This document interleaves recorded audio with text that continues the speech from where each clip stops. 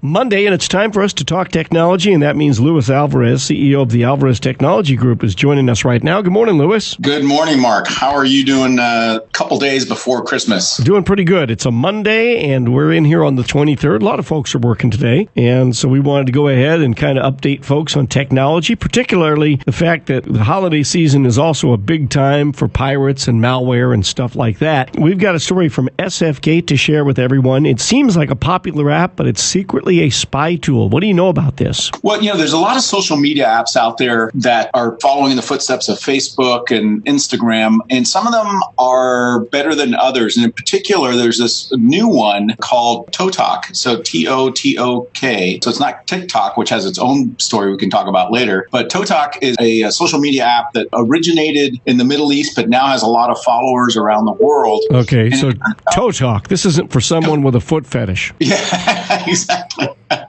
But it turns out that this app has been analyzed by our intelligence agencies as well as private industry, and it's determined that this is purely an app designed to spy on whoever has downloaded it and steal information from their phones. It's being used in the Middle East by those governments to try to control the population. They're not big on freedom of speech down there. No, they aren't. They certainly are not. Okay, so Totok is the name of the app to be aware of. This is not a new radio show by your neighborhood podiatrist.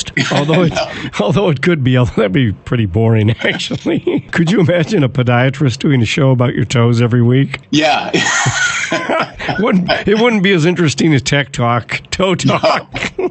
All right, go ahead. You'd run out of fungus stories for sure. Yes. So there's fungus among us. All right. Yeah. Well, and the reason apps like Totok exist is because in these regions of the world, they block the traditional social media and communications apps. So they block Facebook, they block WhatsApp and Skype and those kind of things. So people are forced to use apps that are allowed. I just did air quotes while we were talking. Right. In their region of the world. And we're starting to see more and more of that.